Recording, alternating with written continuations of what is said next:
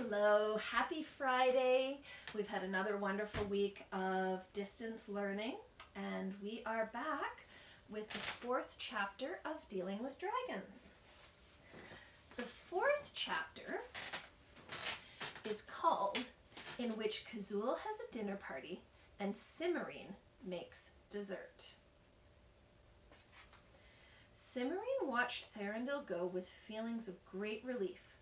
Now she had at least a month to find a permanent way of discouraging the knights, for she was quite certain Thranduil would spread the news of her injury. She decided to put up her sign anyways, just in case, and after a little looking, she found a scrubby tree beside the path and hung the sign on it. On her way back to Kazul's cave, she noticed that the two pieces of the ledge were still invisible, and she was very careful about crossing them. She looked down once out of curiosity and was immediately sorry. She was not comfortable with the sight of her own feet firmly planted on nothing at all, with the sharp, spiky tops of spruce trees in full view some 50 feet below. Kazul arrived only a few minutes after Cimarine herself. Cimarine had been looking for some thread to mend her skirts, which had gotten torn and stained while she was climbing around the ledge, when she heard the unmistakable sound of a dragon sliding into the main cave. "Cimarine?" Kazul's voice called.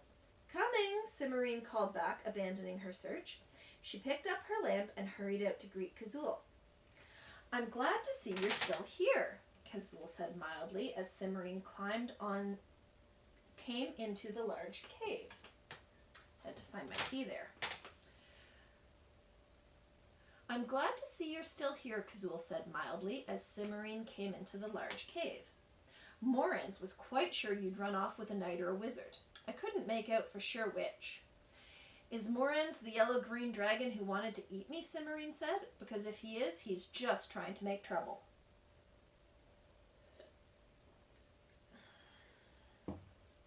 "I'm well aware of that," Kazul said with a sigh that sent a burnt bread smell halfway across the cave.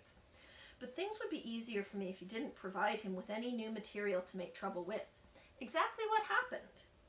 "Well, Morwen came to visit this afternoon," Cimarine began. "We were talking about all the interruptions I've been having, and she suggested putting up a sign." She explained why she had gone to put up the sign herself and told Kazul in detail about her meetings with the wizard, the dragon, and the prince. "So Morwen was here," Kazul said. She sat back and the scales on her tail rattled comfortably against the floor. "That simplifies matters. Did you bring the sign back with you?" "No, I found a tree and hung it by the path," Cimarine said, wondering what this was all about, "in case Thranduil doesn't tell everyone about my ankle after all." "Better still," Kazul said, and smiled fiercely, showing all her teeth.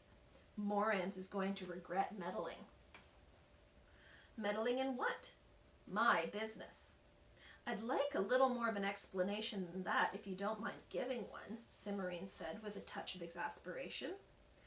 Kazul looked startled, then thoughtful. Then she nodded.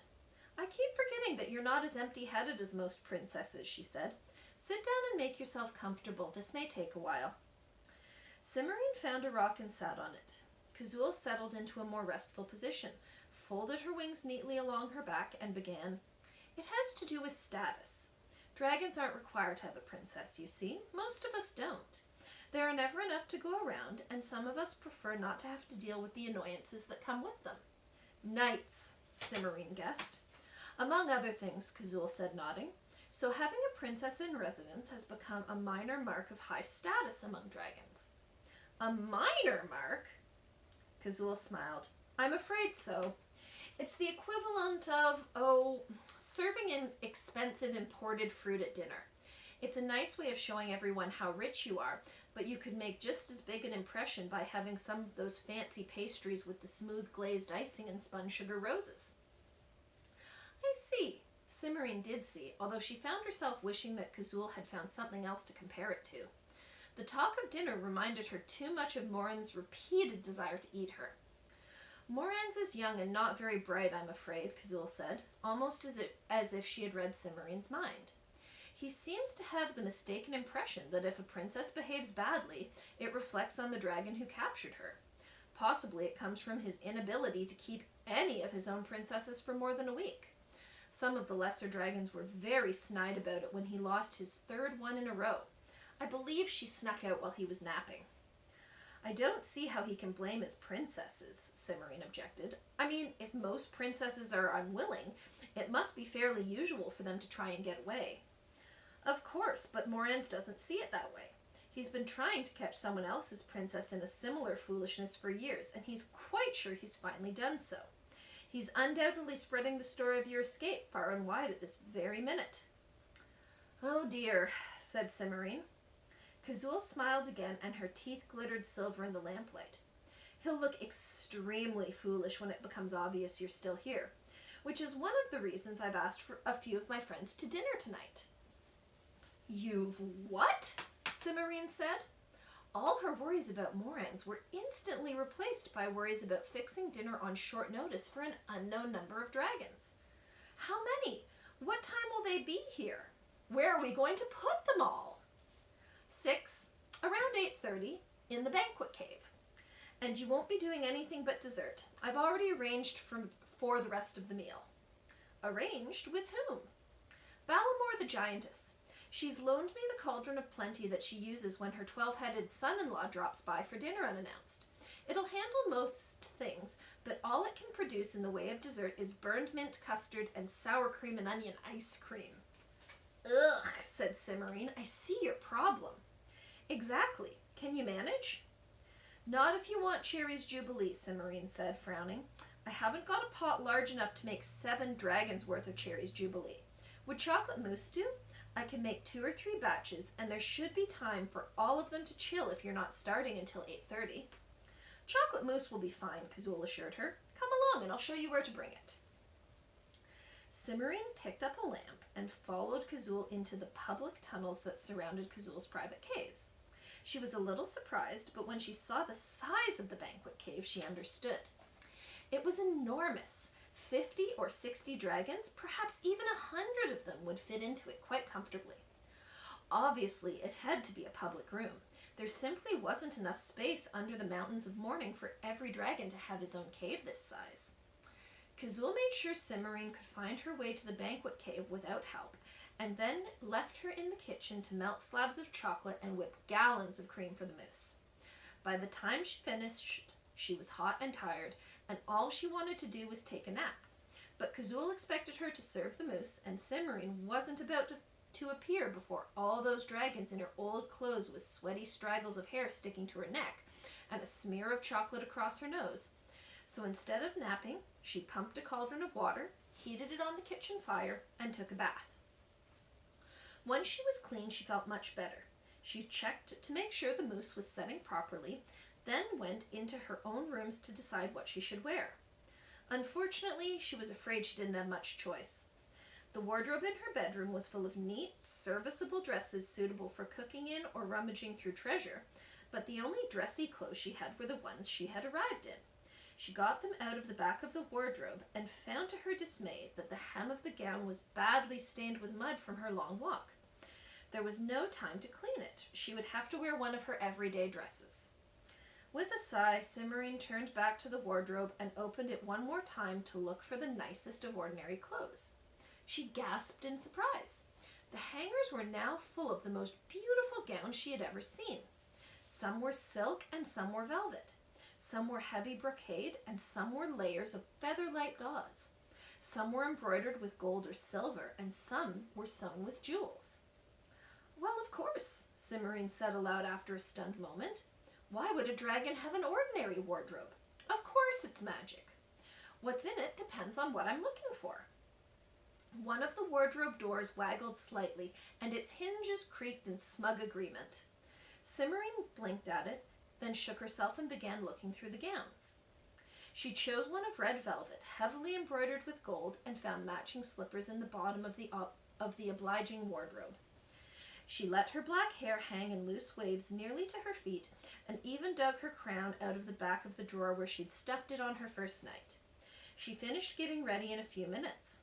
Feeling very cheerful, she went to the kitchen to fetch the mousse.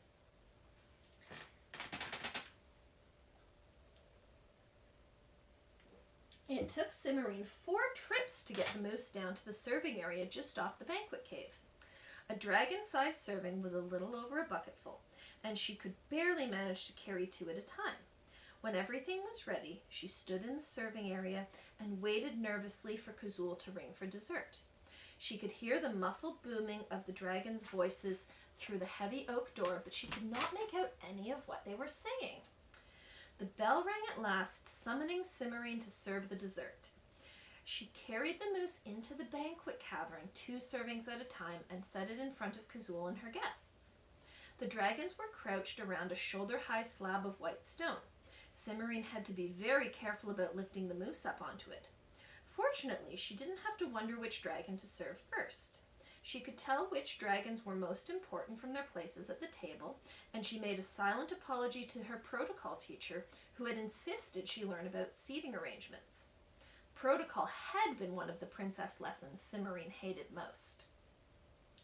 As she set the last serving in front of Kazul, one of the other dragons said in a disgruntled and vaguely familiar voice, "I see the rumors are wrong again, Kazul. Or did you have to go after her and haul her back the way the rest of us do?" Simmerine turned angrily, but before she could say anything, a large gray-green dragon on the other side of the stone slab said, "Nonsense, Warag. Girls got more sense than that. You shouldn't listen to gossip. Next thing you know, you'll be chasing after that imaginary wizard Gorham's been on about." Simmerine recognized the speaker at once. It was Roxham, the elderly dragon, to whom she had given 4 handkerchiefs. "I suppose it was that idiot Moran's again, trying to cause trouble," a purple-green dragon said with bored distaste. "Someone should do something about him." "Kazul still hasn't answered my question," Warag said, and his tail lashed once like the tail of an angry cat. "And I'd like her to do so if the rest of you will stop sidetracking the conversation." "Here now," Roxham said indignantly. "That's a bit strong, Warag. Too strong, if you ask me." "I didn't," Warag said. "I asked Kazul, and I'm still waiting." "I'm very pleased with my princess," Kazul said mildly. "And no, I didn't have to haul her back, as you would realize if you'd given the matter a little thought. Or does your princess normally leave 7 servings of chocolate mousse in the kitchen when she runs away?" "Hear, hear," Roxham said. Simmerine noted with interest that Warag's scales had turned an even brighter shade of green than normal, and he was starting to smell faintly of brimstone.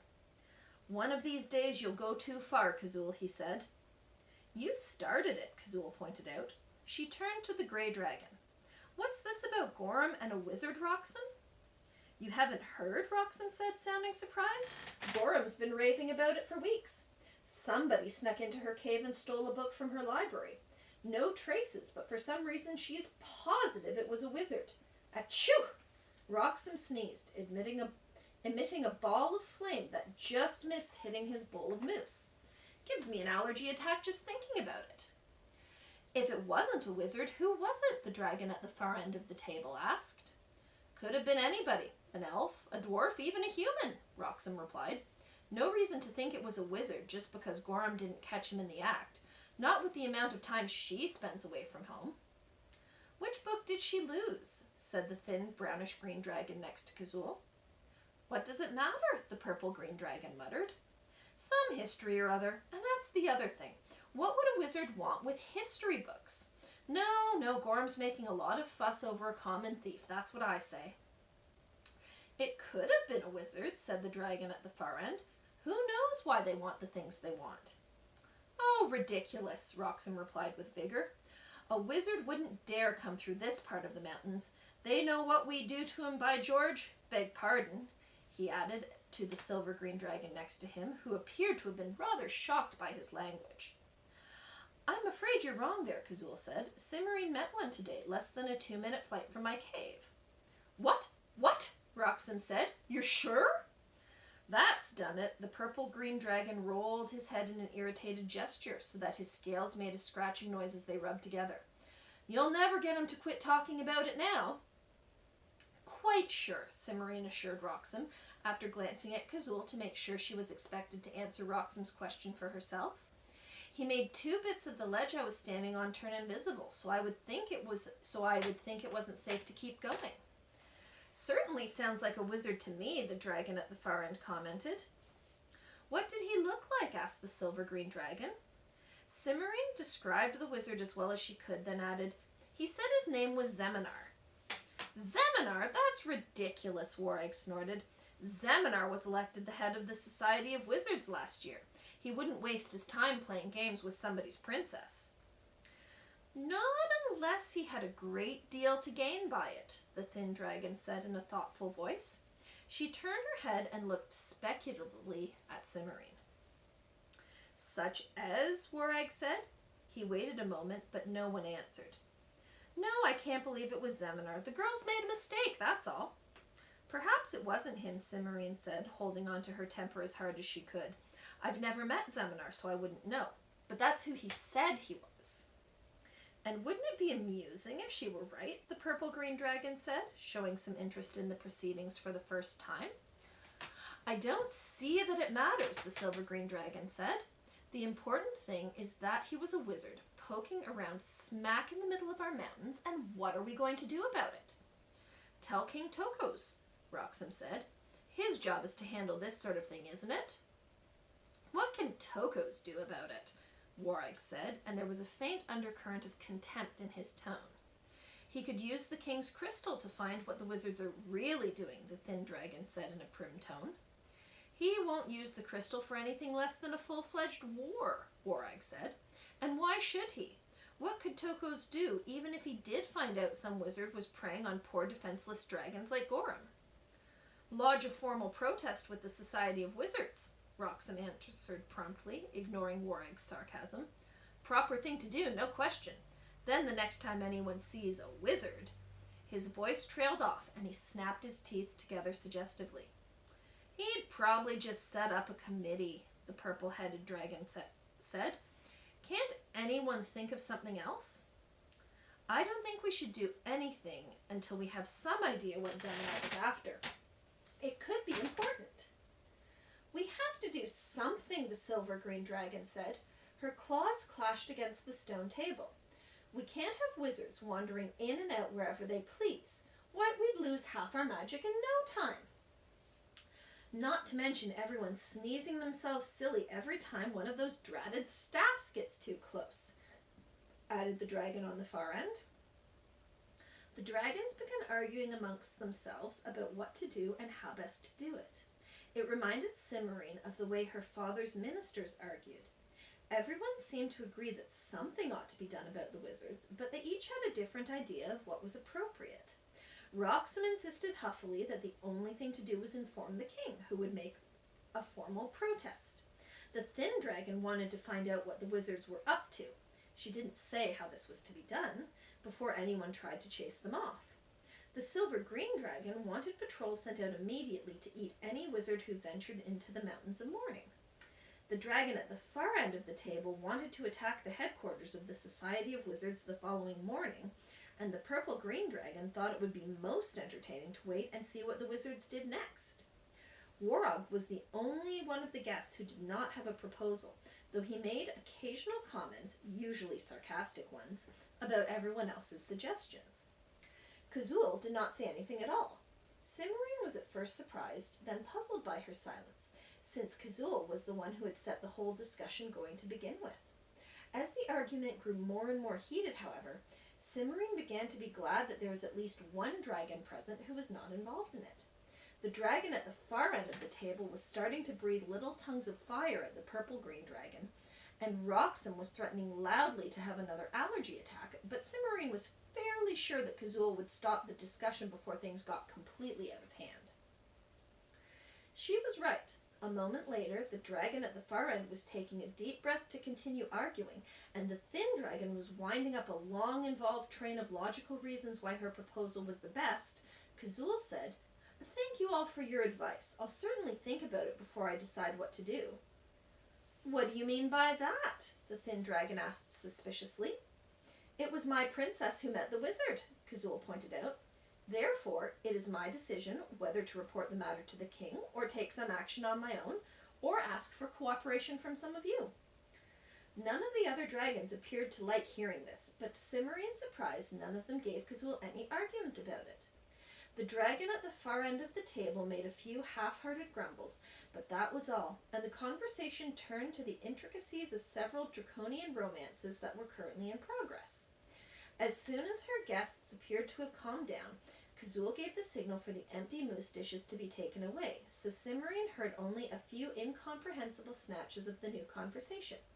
She didn't really mind. She had plenty to think about already. And that's the end of Chapter 4. We'll be back next week on Monday for Chapter 5. And for now, have a fun, fantastic, friendly, free time French fry Friday.